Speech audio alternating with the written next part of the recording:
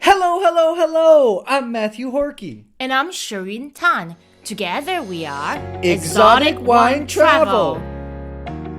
We've spent the last 3 years traveling around the world writing and speaking about unique and exciting wines. Our journey has taken us to both lesser known and established wine regions. In 2016, we came to Croatia for the first time.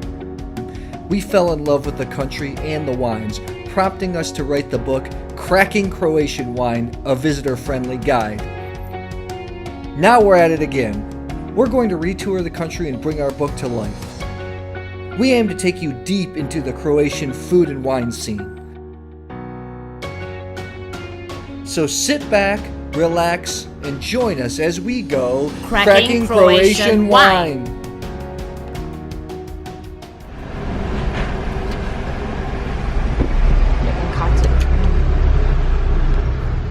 The Učka Tunnel connects mainland Croatia to Istria. Istria is a heart-shaped peninsula that's changed hands many times in the last 100 years. During this time, it's been part of Austria, Italy, Yugoslavia, and now Croatia. Thanks to its food and wine, Istria has been dubbed the new Tuscany. The region is full of medieval hilltop villages, and the atmosphere feels undeniably Italian. The region is renowned for its top-notch olive oil, and the wine industry is together focused on leading the quality revolution in Croatia. Our first stop is Domaine Cocalico. It's the brainchild of Croatian Jackie Maravac and Frenchman Olivier Erzbischof. They bought an old stone house in the center of Gracice, and today they invited us over to taste the new vintages. After a brief tour of their hometown, they start opening bottles. The view from their backyard is breathtakingly beautiful. Olivier is a retired medical doctor. He worked in different cellars throughout Burgundy learning how to make wine. When he came to Croatia, he wasn't pleased with the Chardonnay that was available and started to make his own. Well, I think that we came here to try to do Chardonnay a bit better than the basic Chardonnay you can find some years ago in Croatia. And the idea was to do something which is French way of making Chardonnay, but with Croatian grapes. And why did you and Jackie decide to make wine here? Because you were living in France before? Well, first of all, you are always following the wish of your wife, and she's Croatian. In addition to their excellent Balagra Grand Cru Chardonnay, Cocalico also produces several Malvazija-based wines, in addition to a red blend of Merlot, Cabernet Sauvignon, and Teran, dreamt up by Jackie. I think I'm more interested in the red as well. I mean, Olivier is a great white wine expert, but after my many years in Chile, I really appreciate a good red, and so Nomad was kind of my little Istrian baby. It's late in the day, so after our visit, we head to a local favorite, Konoba Morgan. It's located just outside the village of Buje and boasts beautiful views of northwest Istria. This eatery isn't a totally undiscovered gem. It's listed in the Michelin Guide. It's owned by a family who's fond of hunting, and there's plenty of game meats available. Goat cheese and some dry tomato and a bit of asparagus as well. However, it's wild asparagus season, so we give the cream soup a try. Wow, green, I like it a lot. Next up, homemade gnocchi and a local goulash. It's paired with a local red blend from famous wine producer De Grassi. Good gnocchi to me has to be like the texture of a soft, high quality gummy bear. It has to be like soft, but with bounciness. Well, I would like it to be a little bit more pillowy or fluffy, but this is, to me, like B+ quality, really good. For the finale, we sampled a local Istrian beef called Bashkarin. What do you think about the pairing? Fantastic. Shireen is very pleased with the meal. In the morning, we head to the tourist town of Motovun. We have an appointment with Fakin Winery, but we experience a small bump in the road. So the road to Motovun is blocked. It's annoying. We're going to Fakin Winery, and We have to go all the way around on this dirt road. Not the most comfortable driving in our rental car. Marco Fakin is a new guy on the Istrian wine scene. He's made waves with his full-body Malvazias and rich Terans. I think the most important thing is that the people like the wines. It's written the best young Teran. This past year, he won a gold medal at Decanter for his vibrant acacia-aged Malvasia named La Prima. We sampled the new vintages from his barrel room. Marco has beautiful photos of his family all over the cellar, which adds a warm touch. Next, we head to his vineyards.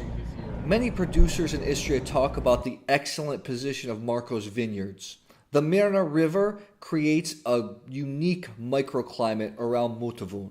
Marco isn't shy about the grapes that Istrian producers should focus on. That is for sure Malvazia and Teran. And what are you looking for? When you're making those wines and vinifying them, what characteristics are you looking to produce in those grapes? The body, the full body of the Malvazia, I want to make a natural style of Malvazia, like it is my La Prima. I hope in the future that will be only Malvazias without filtering, natural style wines, and I hope I will do only like that. Marco's success has come quickly, and he's very candid about how fast everything has happened. When you started, were you expecting No, everything? I wasn't expecting. It was like a hobby to me, but now it's a serious thing.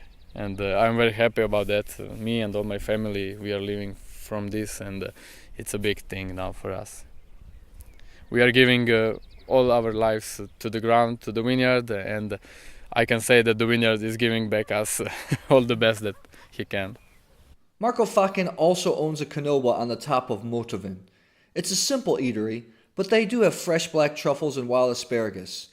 The Konoba caters to the large volume of tourists that make the trek up to the top of this hill town. We have the eggs with fresh asparagus. We call in Croatia, in Istria, fritaja. This kind of food and the fresh asparagus is from this morning, collected from the wood. It's 100% wild and the best taste you can have. Then we have the Istrian ham or Istarski pršut inside.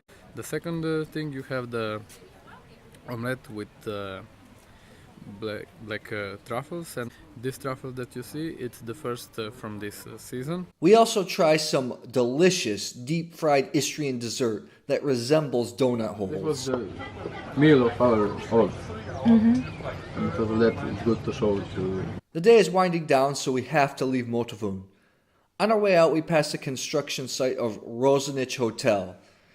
This is another one of our favorite producers, but the hotel is not finished yet, so we'll have to wait until next year to revisit. The next day, we arrive at our favorite producer in Croatia, and possibly one of our favorite producers in the entire world, Clai Winery. Giorgio Clai owned a successful restaurant in nearby Trieste, Italy. After leaving the business, he established his winery in Buie. He farms organically and produces wines with no additives and uses wild yeast for fermentation. He's a legend in Istria and the natural wine world. He's often been dubbed the godfather of Istria. His orange wine Sveti Jakov Malvazia and red wine Brambonero Refošk are regarded as two of Croatia's top wines.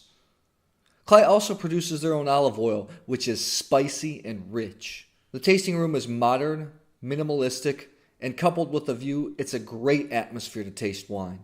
As Giorgio's gotten older, he's needed help in the cellar, so he's reached out to fellow natural winemaker Dimitri Brecevic to help him make the wines. Well, actually, Clai wines are really specific style, specific character. You know, Giorgio always has this very specific way of winemaking and also wine growing since the beginning.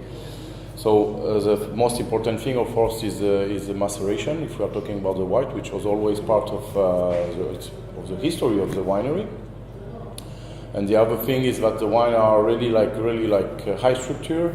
Like really done already in the vineyard with like very low yields, etc., for aging.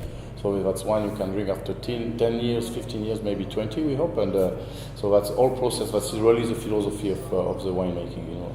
So now that you've been with Giorgio Clai for about 11 years, over the time that you work with him, in terms of the style and the kind of vision that your wines want to achieve, how has it changed over time? Well, actually, you know, this cooperation, so as I said, is almost 11 years now, but it used to be like more like friendship and some kind of exchange of knowledge and some kind of now since 3 years it's much more because I'm really engaged now in a winery, let's say, you know.